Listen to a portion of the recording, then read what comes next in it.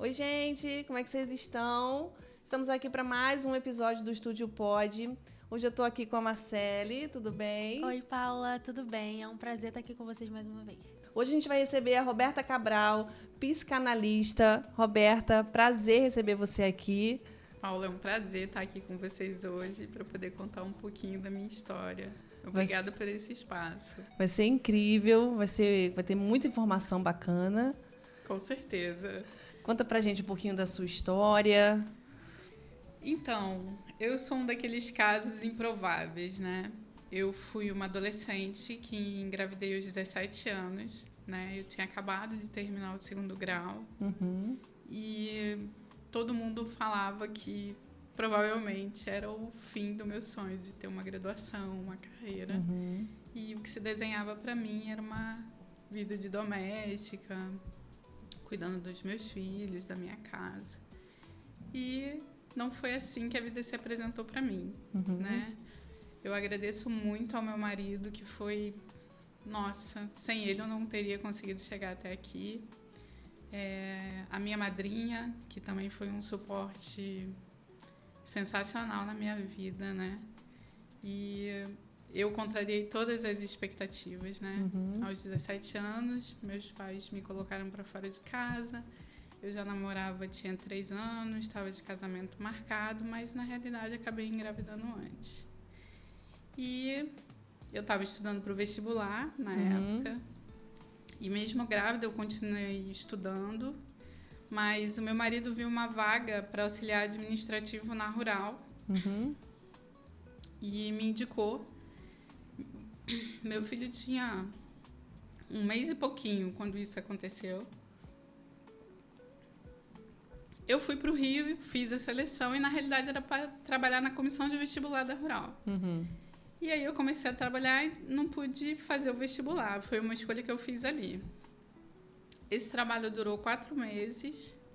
Eu saí dali, fui trabalhar numa empresa que trabalhava com implantação de celular. Estava surgindo isso aqui no Brasil. A primeira cidade a ser coberta tinha sido Brasília. E estava se trazendo a cobertura celular, aqueles tijolão que a gente via antigamente, né? E eu fui trabalhar nessa empresa. Nessa época, meu filho já estava com 1 aninho e era em Pilares. Caramba. Daqui de Seropédica para Pilares. Na época, eu lembro que eu menti meu endereço. Eu falei que eu morava em Campo Grande para ser um pouco mais perto, por medo de acabar perdendo a vaga pela distância.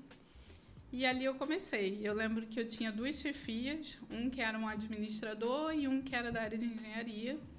E em um dado momento ele falou, olha, você vai ter que escolher, porque a gente vai passar a controlar setores distintos. Era tudo na mesma sala e eles se dividiram. E eu lembro desse meu chefe da área administrativa falar, você nasceu para trabalhar com pessoas. E na época eu falei, não, eu vou seguir a engenharia. E aí eu fui seguir a engenharia. Eu fiquei 3 anos e meio nessa empresa. Troquei de empresa e fui trabalhar em Niterói. Nessa época eu já realmente morava em Campo Grande. Fui trabalhar em Niterói. Esse senhor que me colocou na empresa dele era um segundo pai. A gente discutia, a gente brigava, mas ele foi uma pessoa que me ensinou muito, muito mesmo. E foi ele que começou a pagar minha faculdade nessa empresa. Né? Ali eu passei 5 anos com ele, aprendi muito. Sou muito grata por tudo que ele me ensinou. E eu lembro de um dia que ele chegou, meu pai foi me buscar no meu aniversário e ele falou assim, nossa, sua filha é a filha que eu queria ter, porque eu tenho certeza que a minha empresa seguiria. Ele tinha outras 3 filhas, mas nenhuma das meninas se interessavam pelo negócio. E aí, com 5 anos, eu senti que eu não tinha mais como crescer. Ele já tinha me adotado e eu controlava a empresa toda, mas faltava né? Alguma coisa. E aí eu troquei de empresa e recebi um convite para ir para Recife. Eu ia passar 6 meses num projeto em Recife, ligado à licença de estação de celular. Isso tudo, minha carreira toda se desenhou na área de telecomunicações. E eu fui para Recife, cheguei lá, o projeto se estendeu e eu lembro de ter conversado com meu marido, vamos ou não vamos, né? E aí meu marido falou, não, vamos. Ele sempre foi aventureiro, sempre foi aquele cara que Topou tudo. Ai, que bênção, né? É uma bênção, com certeza. E aí fomos para Recife. Eu fui para trabalhar nesse projeto, mas na realidade esse projeto não durou muito tempo, ele durou 12 meses só. E aí, com o fim do projeto, eu falei, e agora? O que é que eu faço, né? Mas telecomunicações é uma área muito restrita. Naquela época só tinham 3 operadores, né? Claro, Vivo e Claro, TIM e Oi. No Nordeste ainda não tinha Vivo. E aí eu consegui, de alguma forma, e consegui outros contratos e fui ficando, né? Eu passei mais ou menos 2 anos e aí a Vivo foi se instalar. E aí, quando a Vivo chegou para se instalar e nós fomos fazer os primeiros contatos, aquele primeiro chefe que eu tive que escolher com quem eu ficaria era o chefe da implantação da Vivo em Recife. Caramba! E ali nós nos encontramos e eu trabalhei como prestadora de serviço para Vivo, fiz várias coisas. Só que nessa empresa que eu estava, eu fui demitida, não deu mais certo. A gente começou a ter alguns problemas com relação a como conduzir o trabalho e eu saí. E aí, eu sempre trabalhei na área de implantação, mas não efetivamente na obra. Eu trabalhava com documentação, com escolha de local para implantação, projeto, era outra coisa. E um amigo me indicou para fazer uma seleção. Estavam precisando de uma vaga, mas era para a obra propriamente dita. Eu falei, estou desempregada, eu vou. E eu fui. Quando eu cheguei lá, eu fui contratada, mas eu fui contratada como engenheira. E eu ainda não tinha concluído ainda a graduação. Eu levei 10 anos para concluir a minha graduação. Caraca! Porque a gente trabalha, a gente tem filho, né? A gente tem todas as demandas. Então, muitas vezes, eu queria estudar, mas eu precisava trabalhar. E aí, eu tive muitos anjos disfarçados de professores na minha vida que me auxiliaram muito, né? Que viam o meu esforço, mas, por exemplo, eu tinha uma concretagem no dia da prova, eu não podia comparecer na prova, né? Porque as concretagens da gente em telecomunicações, elas são ininterruptas e algumas levaram 96 horas. Caramba. Então, você não pode sair do canteiro. E me auxiliaram muito. Ou me davam a nota, ou me aplicavam uma prova fora. Foram muito bons. No final desses 10 anos, eu consegui finalmente me formar. Meu filho já tinha 15 anos quando eu consegui me formar. E aí, a minha vida foi sendo conduzida pela área de telecom. Eu trabalhei numa empresa que produzia torres de celular, estrutura metálica. E essa empresa faliu e eu fui trabalhar na TIM, Telecomunicações Nordeste, e logo que eu fui trabalhar, minha mãe descobriu um câncer aqui no Rio e eu em Recife. Meu filho tinha 1 ano quando isso aconteceu, o mais novo. E aí eu decidi que não tinha condições. Na época, eu não tinha como voltar para o Rio, mas eu precisava ter algum tipo de vida mais flexível para poder estar aqui no Rio sempre que fosse necessário para auxiliar a minha irmã, que estava com a minha mãe. E aí eu decidi trabalhar com meu marido, que também trabalhava na área de telecomunicações. Ele continuou nessa parte de selecionar onde vai ser implantada a torre, documentação, projeto. E aí eu comecei a trabalhar com ele ali. E eu tinha muito mais flexibilidade. Eu estava aqui no Rio pelo menos 2 vezes no mês para dar suporte para minha mãe. E meu marido entrou para um projeto enorme. Ele conseguiu um cliente muito bom. Ele tinha 100 implantações para fazer. E aí eu auxiliando ele. E como eu já tinha passado tanto pela parte de implantação como de obras na realidade, essa empresa foi vendo... Eles chegou há pouco tempo no Brasil... Vendo o meu desempenho, me contrataram, né? E eu passei a trabalhar com eles, primeiro na operação, que era o que eu realmente gostava de fazer. Só que esse CEO dessa empresa, ele era um iraniano. E foi a primeira vez que eu senti na pele o fato de ser mulher num mundo tão machista quanto de engenharia.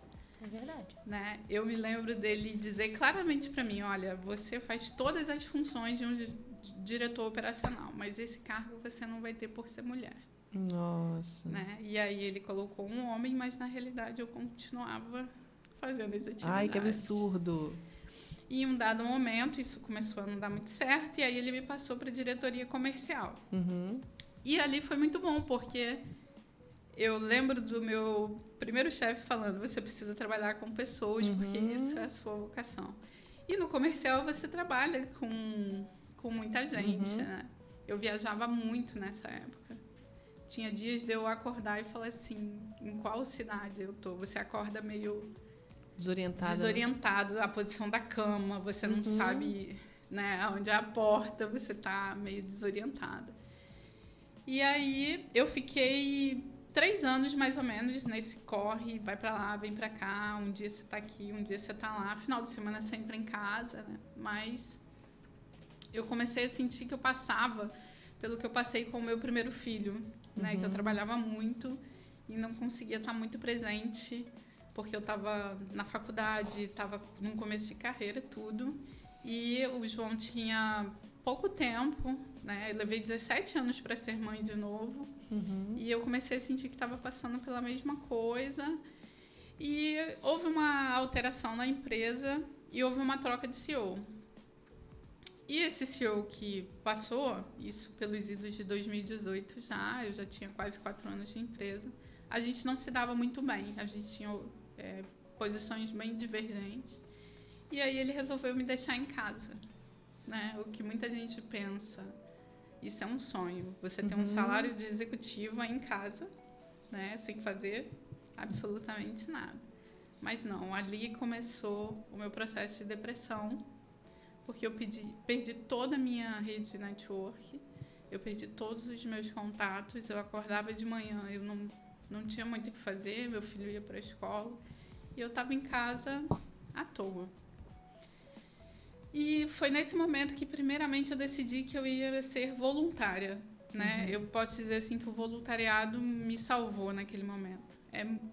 Eu acho que não existe nada melhor do que você se dedicar à causa do próximo quando você não consegue traduzir o que você está sentindo ali. Sim. Naquele momento em que você está ali ajudando o outro, parece que tudo se ilumina, todas as sombras da sua vida perdem a cor e você segue, né? E comecei a fazer terapia. E, cara, foi assim um olhar totalmente diferente, né? A gente começa na terapia a descobrir, mas então eu acho assim por isso, né? Você começa a descobrir que muitas das questões que você traz, de tipo, a pessoa fez isso comigo porque ela é assim, assim, assado, queria me atingir. Não. Ela faz porque é a história dela, isso não é pessoal com você. Na terapia tudo começa a fazer mais sentido, né? Exatamente. É como se descortinassem assim, né, as coisas. E aí, em 2018 eu comecei o processo de terapia. Eu decidi voltar para o Rio nessa época e viemos para o Rio. Eu estava nisso de estar em casa, recebendo em casa. Isso, nesse momento eu falei assim, bom, eu preciso fazer alguma coisa. Meu marido, nessa época, estava montando uma cervejaria artesanal aqui no Rio, em Seropédica, e sugeriu que eu fizesse um curso de sommelier de cerveja. E aí eu fiz o curso, né? Falei assim, nossa, isso é muito legal. Eu não bebia, né? Mais tarde eu fui descobrir na terapia também que essa questão da cerveja, eu tive muito problema com meu marido quando ele montou essa cervejaria. Porque alguma coisa dizia para mim que ele não deveria fazer isso. E eu não conseguia identificar o que era. Isso chegou a um ponto que eu falei, meu casamento vai acabar. E eu não consigo uma justificativa para explicar para ele por que eu não gosto. E na terapia, eu lembrei que aos 5 anos de idade, eu tive um coma alcoólico por conta de uma latinha de cerveja que eu tomei. Nossa. Meu Deus. Inconscientemente, você não lembrava, né? Eu não queria nada que fosse associado à cerveja, né? Sim. E aí, ele reclamava que eu não conseguia trabalhar com ele, que era um negócio que ele queria fazer para a família, mas eu não conseguia. Eu fiz o curso de sommelier, depois fiz de vinho, mas eu não conseguia me envolver no negócio. E, no fundo, hoje eu tenho a consciência que estava associada a esse trauma. Que era um trauma, né? Dali, durante o curso de sommelier, existe uma cadeira no curso que é sobre a harmonização. E aí eu falei, nossa, eu adoraria cozinhar e harmonizar com as bebidas, né? E eu fui fazer um curso de gastronomia no Senac. E achei assim, eu acho que eu me achei, né? Eu aqui consigo estar com pessoas, né? Eu tinha uma turma muito grande na época. Eu consigo associar o que o meu marido faz, então, apesar de não estar diretamente ligada a ele, tem tudo a ver com o que ele faz. Na época, a gente fez uma cesta de Páscoa, né? Eu desenvolvi o bolo de chocolate, ele desenvolveu a cerveja, que harmonizava, legal. A gente fez as cestas, foi muito legal. Só que nisso tudo veio a pandemia. Né? Na época, eu tinha acabado de adquirir um ateliê gastronômico no Recreio. Uau! Qual era a ideia do ateliê? Eu reunia profissionais e eles davam workshops no ateliê, né? Nossa, que legal. Legal, muito legal. Só que veio a pandemia... Quebrou o negócio. E aí, a pandemia foi 2020. No início de 2021, eu ainda estava contratada por essa empresa. Finalmente, eles me demitiram. Foi uma libertação, né? Isso que eu ia falar, uma felicidade ou uma tristeza? Foi uma felicidade. E hoje, né, com a consciência que eu tenho, eu não deveria ter prorrogado isso por tanto tempo. Eu deveria lá atrás ter pedido minha demissão, ter saído e ter seguido a minha vida. Muitas vezes a gente não consegue largar, né? Você está naquele sofrimento, mas você, como diz na área psicanalítica, você tem o gozo no sofrimento. Então, você não consegue largar. Você não consegue seguir a sua vida. Você está na dor, mas você tem um ganho secundário ali naquela dor, né? E aí, quando eles me demitiram, meu marido tinha acabado de encontrar um irmão, né, que vivia nos Estados Unidos. E a gente estava meio que estreitando os laços por videochamada, né? A gente tinha planejado uma viagem para ir conhecê-los, mas veio a pandemia, não podemos ir. E com a minha demissão, a minha cunhada falou, por que você não vem passar um verão aqui para você ver? Você vem trabalhar comigo. Ela trabalha na área de gastronomia também. Ela faz buffet, trabalha com organização de casamento, festas. Eu falei, eu vou. E assim, contrariando todo mundo, né? Porque todo mundo falando, mas você vai, ainda estamos em quarentena, tem que passar a quarentena. Mas o meu super marido, como sempre, falou, não, vai sim. Vai ver como é que é. E vamos ver o que dá. Aí eu fui, peguei um voo pro Paraguai, passei 15 dias em quarentena no Paraguai. Caramba. Mas tu foi sozinha? Fui sozinha a primeira vez. Nossa! Corajosa. Do Paraguai fui para os Estados Unidos, cheguei lá, minha cunhada me recebeu, foi muito legal poder finalmente conhecê-los, minha sobrinha e tal, e eu passei esse verão lá, eu ia trabalhar com ela, acabei não trabalhando com ela, eu fui trabalhar com uma amiga dela, acabei entrando, a empresa dela fazia limpeza e cuidava do enxoval de casas de veraneio. Né? Ela tinha bastante clientes. Eu entrei e fui trabalhar na Laundry com ela. E para ela eu fiz uma revolução. Porque como eu era engenheira, né, eu mudei todo o layout, eu criei padronização, processo, tudo. E no final desse tempo ela falou, você não quer vir morar aqui? Eu faço o seu processo. E você traz sua família e vem morar aqui. Aí eu liguei pro meu marido, conversei com ele. Foi na mesma época em que ele teve um problema com a fábrica aqui, né? E aí ele falou, não, vamos sim.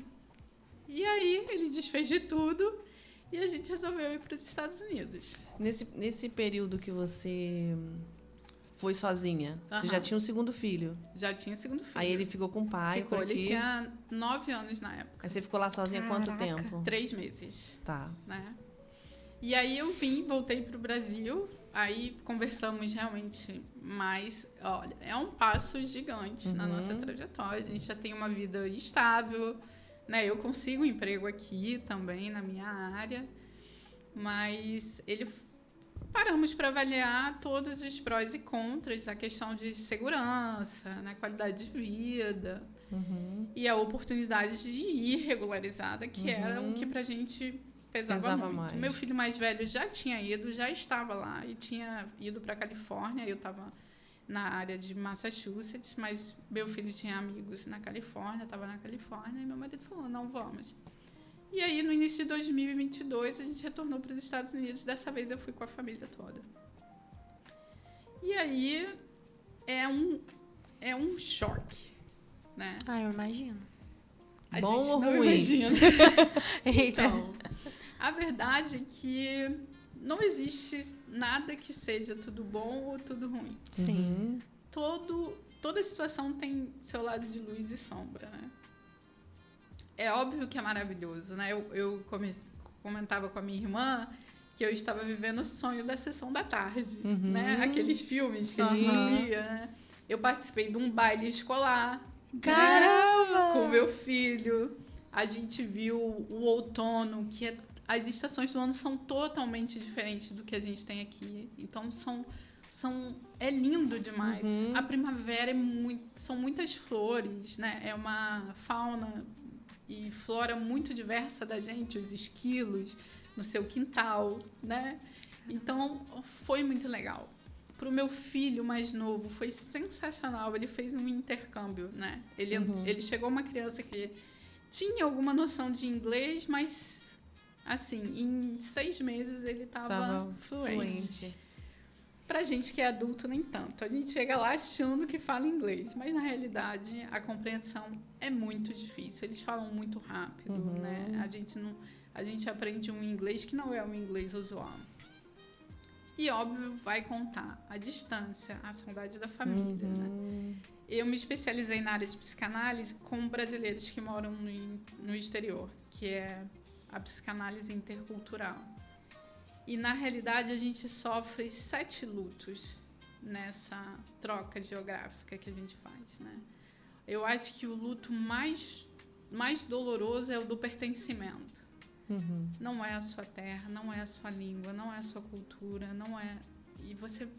E você passa a conviver com isso a todo momento, né? Mas foi uma experiência sensacional. Mas o meu trabalho não deu certo. Essa empresa teve alguns problemas. Passamos também por algumas questões que eu não imaginaria que teria. E acabou ocorrendo. E aí eu decidi que ficar ilegal não era uma opção para mim. Quando aconteceu de eu ficar demitida. E aí a gente começou o plano de retorno, né? Nesse plano de retorno, eu fiz um curso lá em análise comportamental, né? Eu tive nesse trabalho onde eu estava, que eu trabalhava com gestão de pessoas, eu tive uma experiência com esse curso. Era uma brasileira que atuava na Flórida, que levou um sistema brasileiro para os Estados Unidos, que lá é muito utilizado e a gente aqui não conhece. E eu falei, é com isso que eu quero trabalhar. Com pessoas. Com pessoas. E aí eu fiz esse curso de análise comportamental lá e no retorno, já nos últimos meses, eu me matriculei num curso de psicanálise aqui no Brasil, porque o curso de análise comportamental, ele me dava a oportunidade meio que de diagnosticar. E era muito voltado para a área profissional, né? A gente tem 4 perfis de pessoas, tem o comunicador, tem o executor, o analista e o planejador. Mas você trabalha no diagnóstico e você consegue ali dizer para a pessoa o que realmente dá para ela fazer ou não. Mas eu comecei a perceber exatamente isso, que as pessoas, elas escolhem a sua profissão moldada no seu histórico familiar, nos seus traumas, né? E aí, como eu ajudo essa pessoa? Como é que eu posso ir além do diagnóstico? E aí eu falei, não, eu quero fazer psicanálise, é isso que eu quero. E aí comecei a jornada em psicanálise, né? Foi preciso passar por tudo isso para você descobrir que você já sabia que tinha que trabalhar com pessoas, mas lá atrás, no início da minha carreira, o meu chefe já tinha falado, né, que a minha vocação era trabalhar com pessoas. E foram 25 anos nessa busca para trabalhar com pessoas. Que incrível. Muito. E essa questão de você ter trocado a engenharia pela psicanálise, você se interessou por conta, através desse curso que você fez? Hoje eu entendo que, na realidade, aqui dentro sempre existiu a vontade de trabalhar com pessoas. Mas, como eu falei... Já havia sido revelado para você isso, né? A história da escolha da profissão da gente tem muito a ver com a nossa história. O meu pai, ele foi um pai muito ausente, porque ele precisava muito trabalhar para sustentar o nosso lar. O meu pai, ele chegava em casa sábado à tarde e ia embora no domingo à noite. E isso até os meus 13 anos.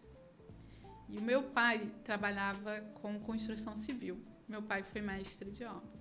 A escolha da engenharia era uma coisa que me aproximava desse pai ausente.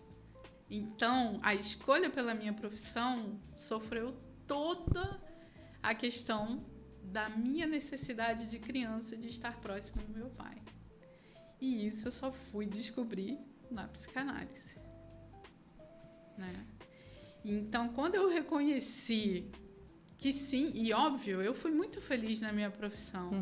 Né? Eu agradeço muito por ter sido engenheira, né?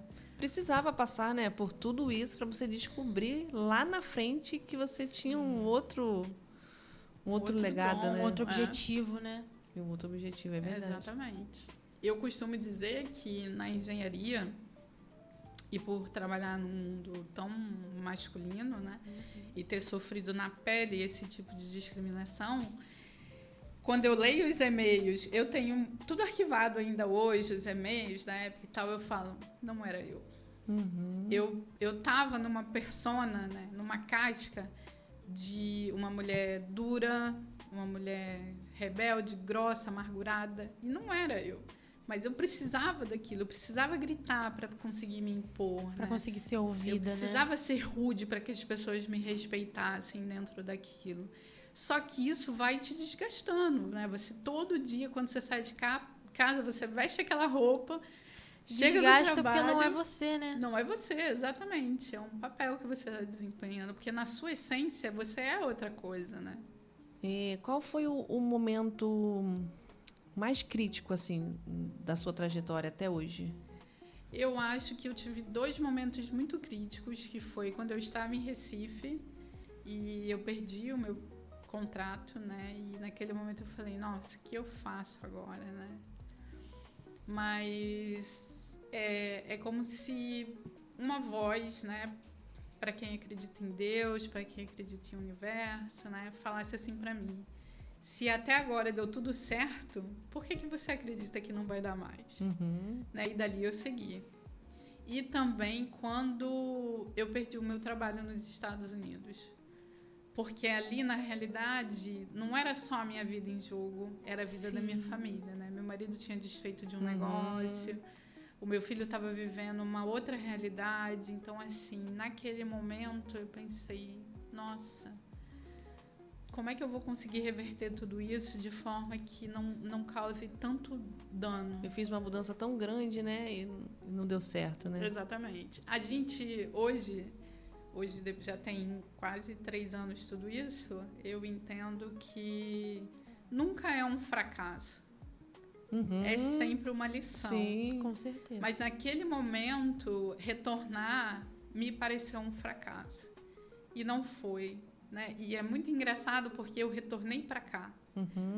Eu retornei para Seropédica. E eu estava conversando esses dias com o meu terapeuta e falando, foi uma oportunidade que a vida me deu de fazer as pazes com um monte de coisa que eu odiava andar na rua aqui em Seropédica. Porque eu fui uma menina que sofri bullying na escola. Eu engravidei e teve todo esse contexto da família que não apoia, né? Então, voltar era difícil, era né? muito difícil para mim, né?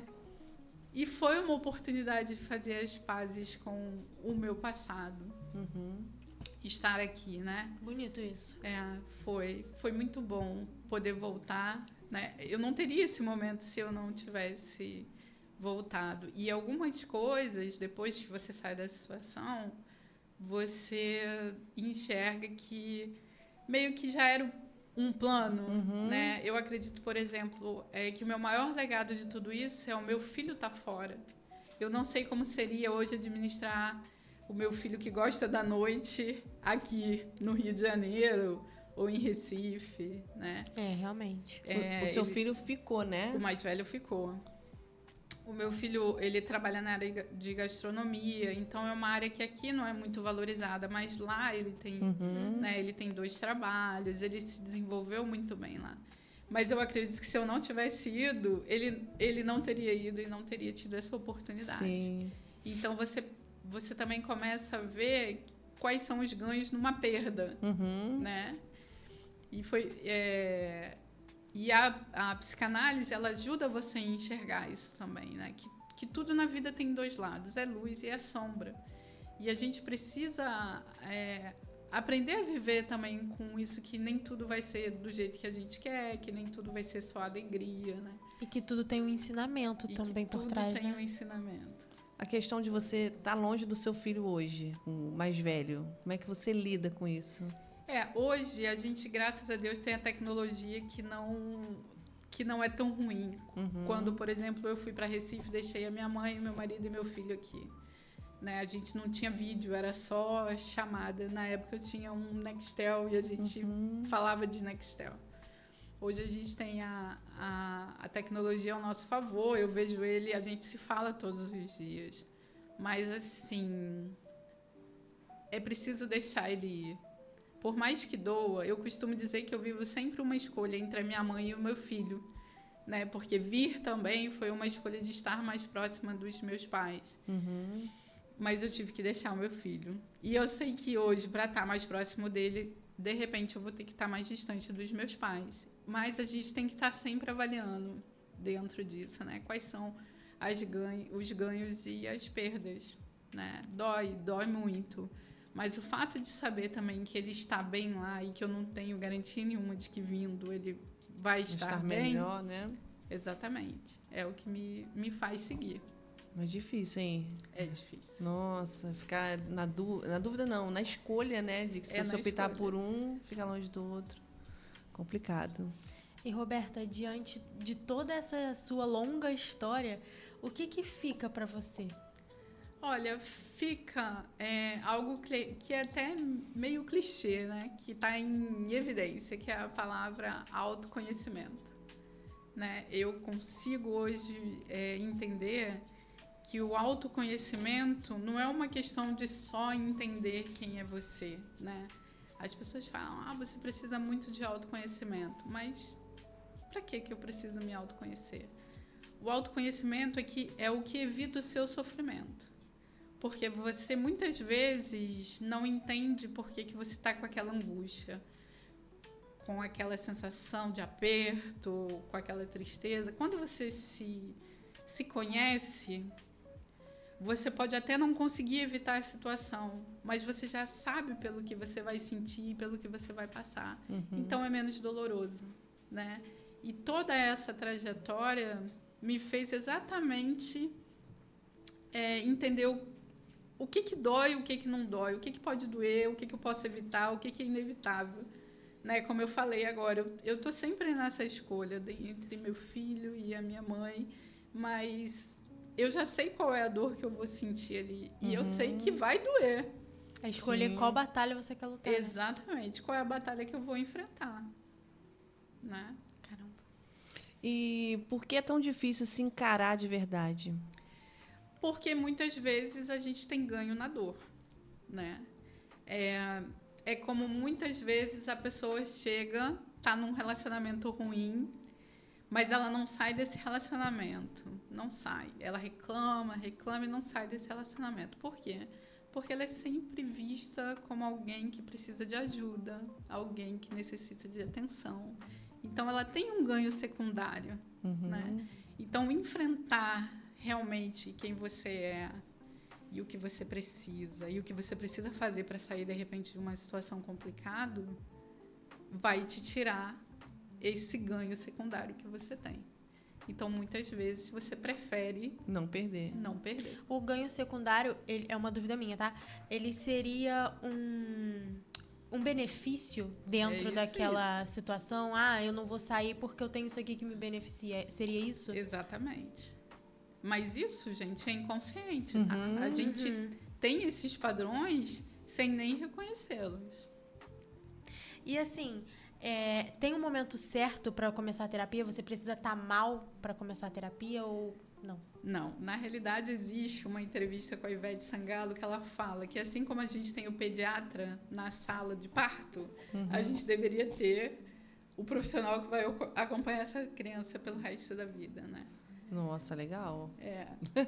A psicanálise, né, a terapia em geral, eu acredito que muitas pessoas não passariam por certos sofrimentos e situações se tivessem começado. Então, assim, a questão que todo mundo fala hoje, né? Você vai ter uma vida saudável para não ter uma doença ou você vai deixar a doença chegar e vai cuidar da doença? Né? O interessante é que você venha tendo hábitos saudáveis, se alimente bem, faça exercício físico, né? Até para você estar forte se a doença chegar. A terapia é a mesma coisa, você deveria começar imediatamente. E se tem uma coisa boa, é terapia, gente, porque você se conhece melhor, você sai de lá outra pessoa. E eu acho que qualquer pessoa no mundo deveria fazer terapia pelo menos uma vez na vida. Eu nunca fiz. Experiência própria. Pois faça. Todo mundo que faz fala, Paula, faça. Nunca fiz. Eu gosto muito. A terapia, na realidade, está muito associada a essa questão de você enfrentar você mesmo. Não é fácil. Tá? Não é fácil. Eu tenho pacientes que falam assim, tem dia que eu saio daqui querendo te matar. Aí eu falo, mas você voltou. Porque você me fez enxergar algo que eu não conseguia sozinho. Né? Então, você vai ter um conflito ali, né? Você vai precisar encarar o que você não quer ver, porque o seu inconsciente, ele tá ali te mostrando, esse é o caminho, mas ele não sabe se é um caminho bom ou um caminho ruim, mas é um caminho conhecido. Ele trabalha com o conhecido e ele é atemporal. Então, às vezes, a pessoa está tendo uma atitude que ela teve lá com 7 anos de idade e ela replica durante a vida dela inteira, porque o inconsciente, ele não sabe que você já tem mais 30 anos à frente. Ele está ali naquele padrão, né? É como se fosse um amigo, né? Uma amiga, a gente conversando com a amiga, e a amiga fala o que a gente quer ouvir. A profissional não, a profissional dura. Exatamente. E ela fala o que você ela precisa te mostra a realidade, ouvir. Né? Exatamente, essa é a realidade. Incrível. Vamos falar de relacionamento um pouquinho? Vamos.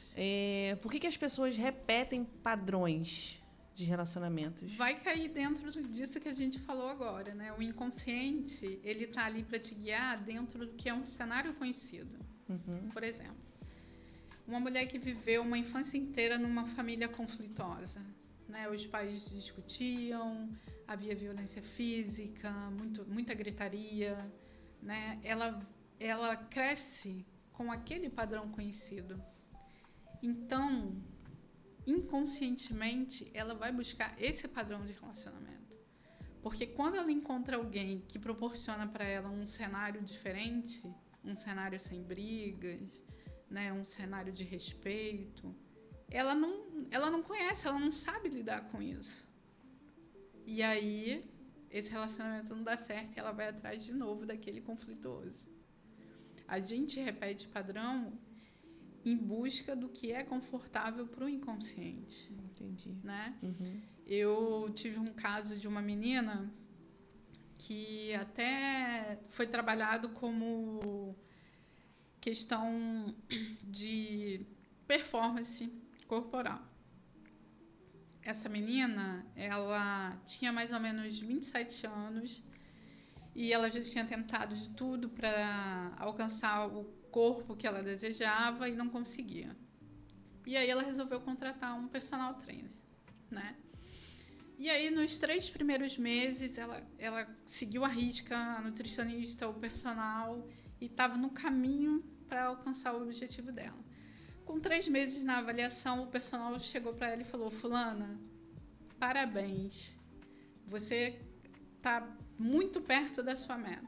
Ela saiu dali, ela foi para um café e ela comeu tudo que tinha na vitrine. Meu Deus. E aí ela foi para casa chorar, porque ela não conseguia entender por que né, ela estava tão perto e aí de repente ela passou uma semana nisso.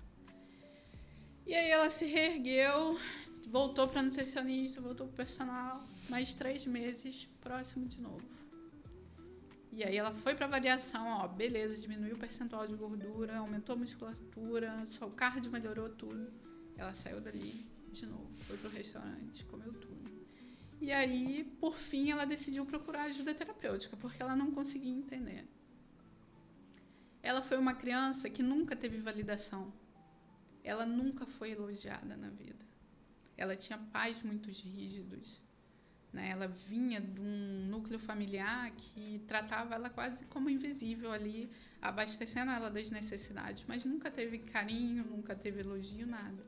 Todas as vezes que ela era elogiada, fugia do padrão dela.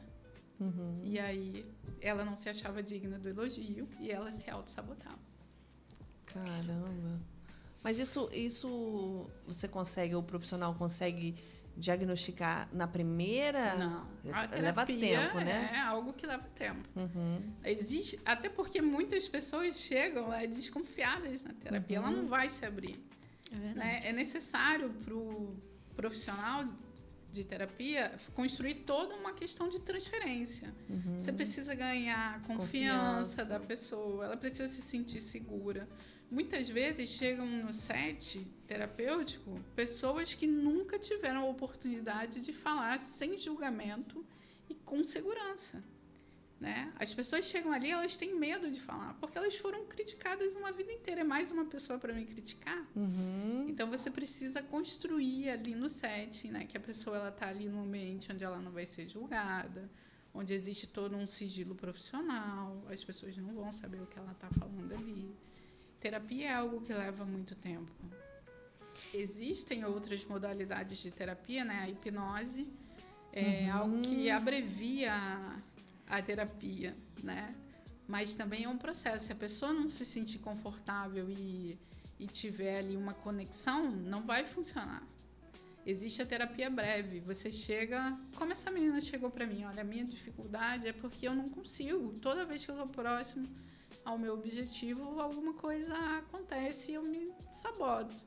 E aí a gente fez um plano de terapia breve para ela, que durou em média 6 meses, mas geralmente, quando esse paciente chega para uma terapia breve, você acaba abrindo outras demandas. Uhum. Né? Como ela, a gente conseguiu identificar o que era, realmente ela...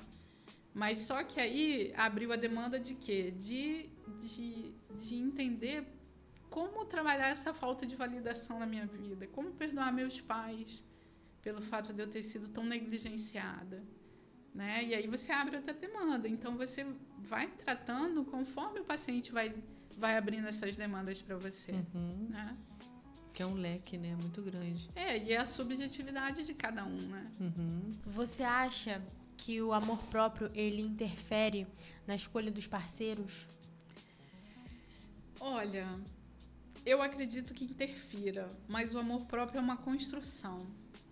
Que é bem difícil, né? Se você não conseguir construir isso com base sólida, essa relação com o parceiro vai estar sempre baseada em outras coisas. Né? Quem é esse parceiro que você busca? É alguma falta na sua infância? Né? É algum comportamento que você gostaria de suprir diante desse parceiro? Você quer um relacionamento de verdade ou você está procurando uma falta? Né? Então, o amor próprio é uma construção diante do que você quer realizar, diante do que você quer se autoconhecer. Né? E o seu relacionamento é óbvio que vai estar embasado por isso. Uhum. E você falou na questão da terapia breve. Qual a diferença entre terapia breve e a terapia tradicional? A terapia breve é porque o paciente já chega com o que ele tem, é isso? Com a demanda, exatamente. Ele chega com uma demanda específica. Pode ser, eu tive um término de um relacionamento, não estou conseguindo superar. Aí você vai lá e a gente vai fazer um plano de terapia breve para entender por que você não está conseguindo sair desse luto, né? Porque o luto é uma coisa saudável. Você vai viver ali, né? A gente vive numa sociedade que meio que marginaliza as angústias, os lutos, mas é necessário, é normal da vida. Mas isso não pode te paralisar. Você precisa sofrer, mas você vai seguir. Quando isso te paralisa, a gente vai investigar e vai tentar resolver. Só que o que acontece é exatamente isso. Por que eu não consigo sair desse padrão do luto? E aí você vai buscar na terapia breve aí a solução e você acaba abrindo outras demandas, né? Entendi. E quanto tempo, mais ou menos, que é o tempo normal do luto? Que uma pessoa pode sofrer o luto? É muito subjetivo. Muito pessoal, né? Muito pessoal. Tem pessoas que vão sofrer o luto uma vida inteira, mas ela não vai deixar de trabalhar, ela não vai deixar de cumprir a agenda profissional e social, mas ela vai sentir aquela falta uma vida inteira, né? O luto, ele não pode passar para uma questão de melancolia, que é o que a gente chama na clínica, que é o momento em que você aí você desistiu da vida também. Você não consegue simbolizar essa perda, né? E a gente associa muito o luto a uma perda física. Sim. De um ente querido, por exemplo, mas não é. A gente passa a vida inteira vivendo lutos. A gente, quando é bebê, a gente vive o luto de passar para uma criança. Quando a gente é criança, a gente vive o luto para passar para uma adolescência. Quando a gente é adolescente, a gente vive o luto para ser um adulto. Quando a gente é um adulto, a gente passa o luto de deixar a vida de solteiro para uma vida de casado, a mulher para uma maternidade, uma troca de trabalho é um luto, né? Uma troca geográfica é um luto. Então a gente está sempre vivendo lutos. Se você parar para pensar, todo dia a gente vive o luto do dia anterior e a gente não vai poder voltar lá para consertar, mas a gente simboliza isso, a gente passa por isso. Quando você não consegue ultrapassar isso, aí sim, vira melancolia e precisa de ajuda. Quais são os primeiros sinais que a nossa saúde mental está ruim? É isso, é quando você se sente incapacitado para tarefas do dia a dia. Né? Quando você percebe, por exemplo, que você não consegue sair da cama, você não consegue sair de casa porque você está com tanto medo que isso te paralisa. Né? Você viveu um luto e não consegue se ressocializar, você não consegue ter amigos novamente, conversar. Você está nessa questão que existe alguma coisa que te impede de ser funcional. Né? E como lidar com a culpa de dizer não? Porque muitas pessoas, como eu, têm dificuldade de dizer o não. E como lidar com essa culpa? Poxa, eu falei não, e agora o que eu faço? Na realidade, a culpa por dizer não, ela está associada a uma questão de ser aceito pelo outro. É verdade. Por que você precisa ser validado o tempo inteiro? Né? As pessoas, elas precisam entender que elas precisam fazer o que fazem bem a ela, independente do que o outro acha. Quando você tem dificuldade de dizer não, é porque você precisa da validação do outro. E isso é mais forte do que, na realidade, que você pensa sobre você mesmo, né? E aí só investigando para dizer aonde. Gente, isso esse se papo perdeu. tá muito profundo. Esse papo tá muito profundo. Vamos pra terapia? Me dá uma dica para quem quer começar a fazer terapia. Cara, como eu falei, a terapia não é fácil, mas ele depende exatamente da sua decisão de levar a vida com mais leveza. Olha, tá pesado. Eu não quero mais que seja pesado. Né? Eu quero poder falar livremente sobre o que eu sinto, sobre as coisas que me deixam desconfortável. Né? Eu quero ter uma vida mais tranquila, mais leve, não depender da opinião do outro, do julgamento, né? Não ser autocrítica. A gente pega muita gente no consultório que, assim, se chicoteia muito, né? Sim. É capaz de abrir mão de um monte de coisa para o outro, mas não é capaz de se acolher, né? Então, eu acho que o momento certo de fazer terapia é quando você percebe assim, opa, tem um vídeo do Celton Mello, né? Que ele até fala, as pessoas dizem assim, quem vai para terapia é maluco. Não. Quem vai para terapia é quem teve a sagacidade de se organizar e falar, opa, tem alguma coisa errada aqui. Né? Eu estou dando importância demais a alguma coisa que é desse tamanhozinho e eu estou fazendo disso algo imenso na minha vida. Né? Então, é o momento em que você fala assim, tem alguma coisa errada e eu não quero seguir sozinho. Eu quero que seja mais fácil. Sim, é verdade.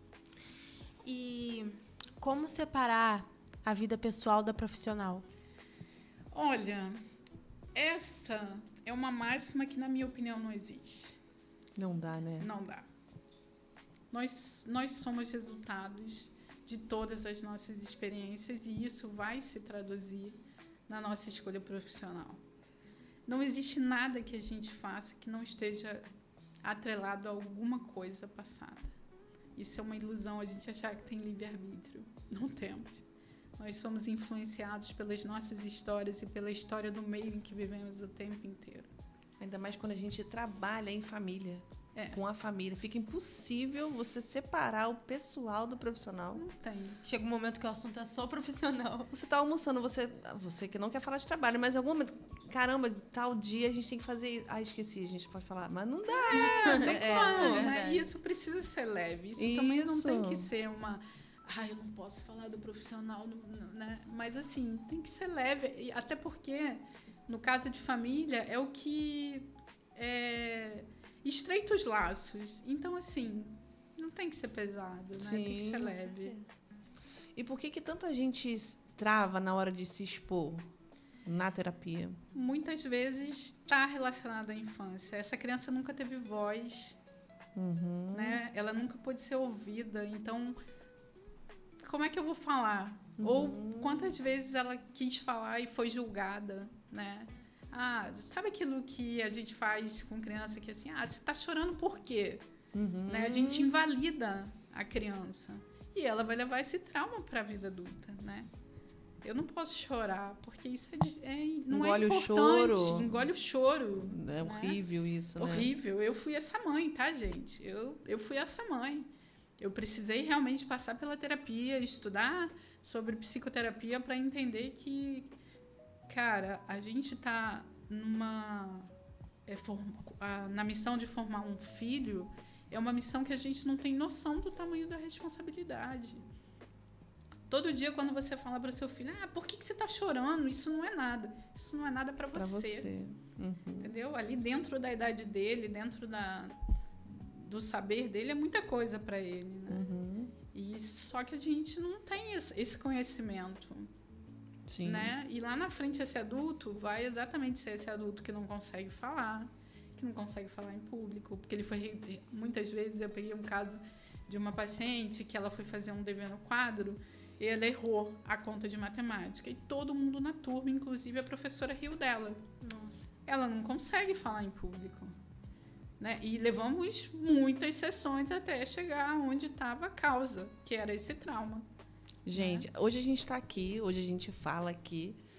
O digital me destravou muito, mas eu fui uma dessas alunas que foi ao quadro e a professora me chamou de burra. Que isso? Revelações aqui agora. Você não sabe fazer, sua burra. Isso há muito tempo atrás, ninguém falava nada. Hoje, se você chamar um aluno de burro, sim, né? Exatamente. Mas isso me travou muito. Depois disso, eu não conseguia ir ao quadro. Isso aí. Porque a gente está lá para aprender. Se a gente não sabe, ela vai ensinar. Exatamente.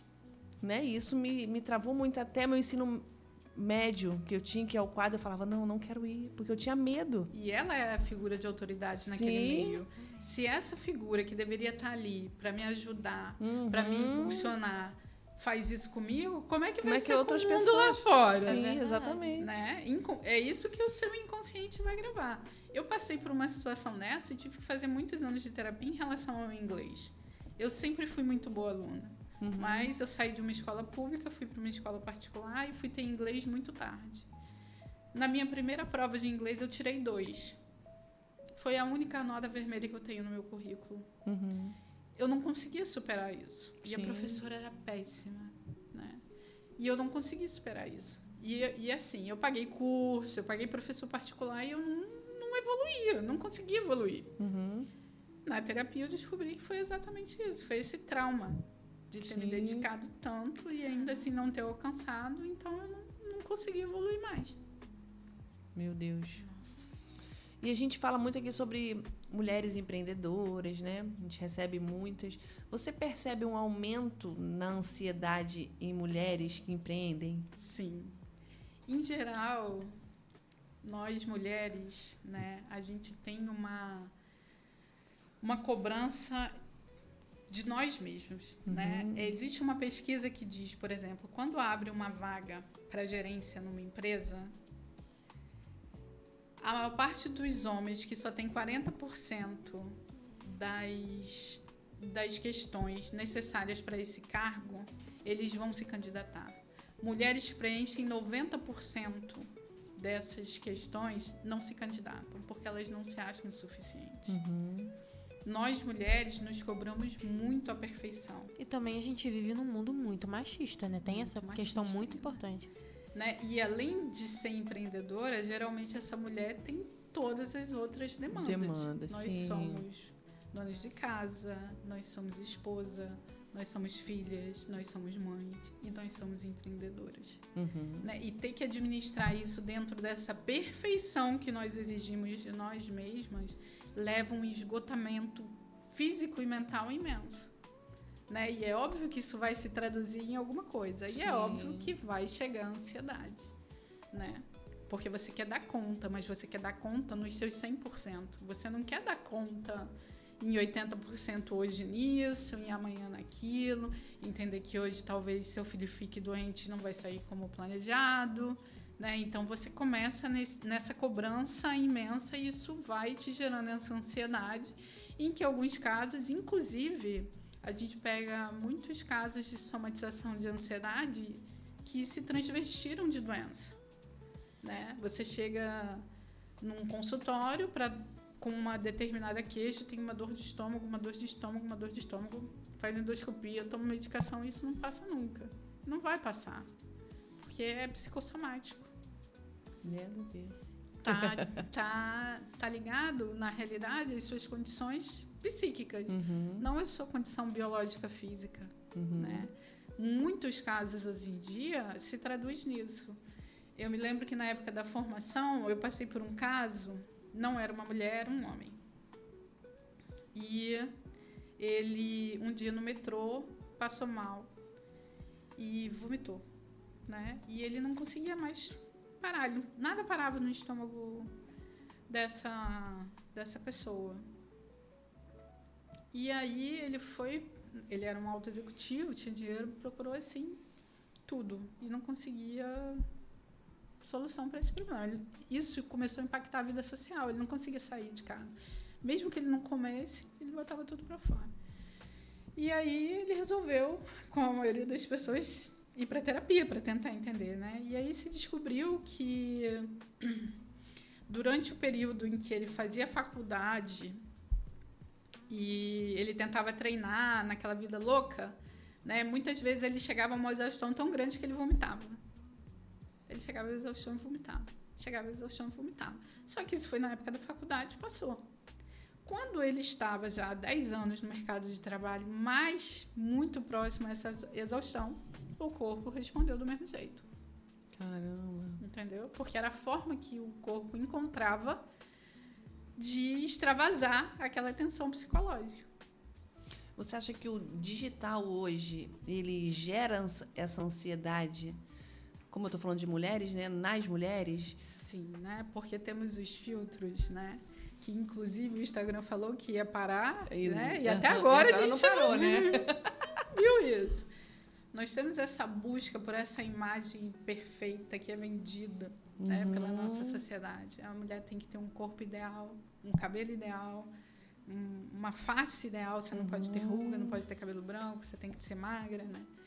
E a gente não entende que a rede social, ela traz um frame da vida da pessoa. Exatamente. É só um momento, é uma foto. Né? As outras 24 horas da vida dessa pessoa é como? Você abre a página da pessoa, só tem momentos felizes, né? Café da manhã, praia, viagens, filhos lindos, marido perfeito. Mas é só 3 segundos uma foto. Você, como fotógrafo, pode me dizer quanto dura o frame ali. É verdade. Né? Mas aí não, aquilo ali vira a nossa referência. Né? A busca por essa vida perfeita, ideal, é uma vida vendida como se houvesse uma felicidade plena. Né? Não vamos viver angústias em momento nenhum, vamos ser felizes o tempo inteiro. E essa vida não existe. Não existe, é verdade. Porque a gente... muitas pessoas já externaram isso, né? Eu fico passando o feed, olha, que a vida dela é linda, a vida dela é perfeita. E às vezes a pessoa que está assistindo, vendo, não está vivendo aquela vida perfeita. E ela vai falar, caraca, a minha vida é uma... Mas não é, porque você tá vendo uma vida que não existe no Instagram. Não existe. E que, na maioria das vezes, aquela pessoa tá ali postando, a gente tem aquele ditado, né? A grama do vizinho sempre é mais verde que a nossa. Às vezes a grama do vizinho tá apodrecida, pior do que a nossa, e a gente tá ali, caramba, e aquilo ali é uma mentira. Às vezes aquela pessoa não tá nem vivendo aquilo lá. A gente vê isso muito, né, em artistas. Né? Você fala assim, nossa, essa pessoa tem a vida perfeita. E ele está numa clínica de reabilitação. Né? A gente tem várias celebridades que passaram por isso. Você vê aquele cantor de banda de rock que tinha não sei quantos seguidores, uma vida perfeita, viajava e estava sempre fazendo alguma coisa, estava em algum lugar lindo e simplesmente esse cara se suicidou. Como assim ele se suicidou, gente? Sim, porque ele estava deprimido. Aquela vida era uma vida de ilusão. Sim. Né? A gente só via realmente o frame da foto. Mas o que era o restante das horas de vida dele, ali do dia a dia, né? Muitos com os problemas na infância, com problema numa adolescência rebelde, vários problemas. Artista geralmente passa por borderline, são pessoas borderlines que têm problema em administrar os seus sentimentos. Mas a gente está vendo o frame. O frame, né? Só o lado bom, né? Só o lado bonito. Exatamente. Ninguém quer mostrar o lado ruim da coisa, né? O lado ruim que tá vivendo.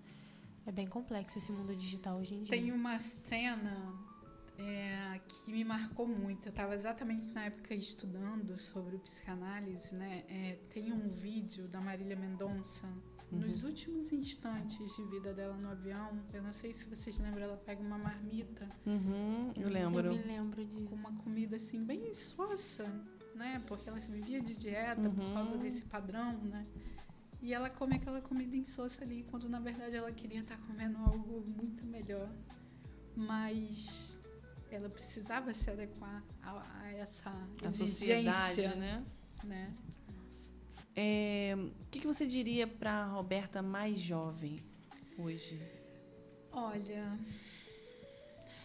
vou te dizer que vai ser difícil, vai ser dolorido, mas vai dar certo. Siga com o coração. Isso aí. Roberta, emoção tem prazo de validade? Não tem. Mas a emoção pode ser boa, pode ser ruim, né? Existe uma classificação, talvez, assim, por dizer, da felicidade, né?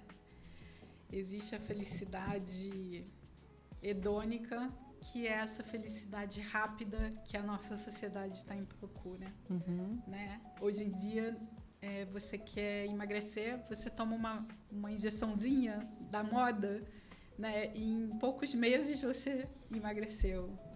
Você quer estar numa sociedade de consumo em que você quer ter sempre o carro do ano, né?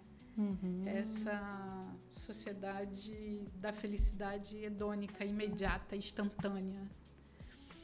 E existe a felicidade eudaimônica, que é a felicidade onde é construída por um processo, né? Você desejou tanto ter um filho, eu passei 8 anos tentando engravidar do meu segundo filho, né? E eu precisei esperar 9 meses para ele nascer, né? E eu curti a barriga, eu fiz o chá de bebê, né? E o nascer do meu filho é a coroação desse processo, E todas as vezes que eu lembro da minha gravidez, eu me lembro com alegria. Por isso que a emoção não tem prazo de validade. Mas, assim, essa felicidade rápida, sabe aquele telefone da moda que todo mundo quer? Você compra ele agora, é ótimo, né? Você fica ali limpando, põe a proteção de tela para não arranhar. Daqui a 3 meses, ele é só mais um telefone. Só mais um, é verdade. Sim. Né? Então, emoção não tem prazo de validade, mas precisa ser uma emoção construída, né? Uma boa emoção. Assim como as emoções ruins também não têm. Quando você passa por um trauma e aquilo te traz uma angústia, todas as vezes que houver um gatilho que te leve, você vai ficar relembrando, né? E as pessoas até procuram na terapia assim, eu quero me curar do trauma. Infelizmente, nós não podemos Isso que eu ia perguntar, dá para se curar de um trauma? Você não cura o trauma porque você não apaga o trauma. O trauma faz parte de você, né? Da sua individuação, do seu ser. O que você aprende é ser forte em relação ao seu trauma, né? Você consegue lembrar dele sem chorar, que é o que a gente fala, né? Esse trauma, ele te fez mais forte, né? Você conseguir... É como na academia, né? Quando você chega, você pega meio quilo, tá morrendo. No final da terapia, você vai pegar 20 quilos e vai estar ok. Você ficou forte diante daquele trauma. Sim, forte. Roberta, vou deixar um espaço para você falar com o pessoal que está assistindo a gente. Se você quiser deixar uma frase, uma reflexão, e aonde eles podem te encontrar, se você quiser deixar seu Instagram. Bom, eu acredito que o caminho para a felicidade, ele é construído, ele não está pronto. Todos os dias, quando a gente acorda, a gente escolhe se a gente vai subir um degrau ou vai descer. Né? O caminho é feito de pedra, não é de ladrilho, é duro, mas vale a pena, né? A minha contribuição aqui, eu espero que seja isso, procure ajuda, sempre tem um meio mais fácil, né? Você nunca está sozinho, né? Mas estar bem com você é o caminho, até para que você possa se relacionar com os outros, seja qual for esse vínculo de relacionamento. Vocês podem me encontrar pelo meu Instagram, que é Roberta Cabral Analista, né? E pelo meu telefone também, que é o 998750257. Vai ser um prazer ter a sua audiência podendo me contactar e ser ajudado no meu consultório. Muito obrigada pelo espaço, Paula. Nossa, foi incrível. Assim, muitas informações, muitas coisas importantes que a gente trouxe hoje, né, nesse episódio. A gente está muito feliz por você ter topado estar aqui com a gente, participar e contar a sua história também, né? Marcele, quer falar alguma coisa? Eu amei ter sua presença aqui. Foi um papo muito gostoso. Um papo, assim, de muita... Você sanou muitas dúvidas, né? Tanto nossas quanto... Tenho certeza que de muita gente de casa. Foi um papo maravilhoso e a gente poderia ficar um dia inteiro aqui, que ia ser ótimo. Muito obrigada. Meninas, eu que agradeço o espaço. Teve uma outra mulher aqui que eu assisti, se eu não me engano, foi a Adriana, o nome dela, e que ela falou que isso aqui é um espaço de cura. Né? E a gente acredita na psicanálise que a cura vem através da fala. E estar aqui com vocês e poder contar a minha história também foi um momento de cura para mim. Muito obrigada. Que incrível, incrível. Muito obrigada a você. A gente está assim, muito grato por você ter contado a sua história, um pouquinho da sua história, né? Porque é grande. Muito obrigada. Obrigada. Gente, que bom que vocês ficaram até o final. Vocês ouviram e viram uma história linda. Muito obrigada. Envia para alguém que você acha que precisa ouvir e continue aí para o próximo episódio. A gente está muito feliz por tantas mulheres incríveis que a gente tem recebido. Então, um beijo e até o próximo episódio.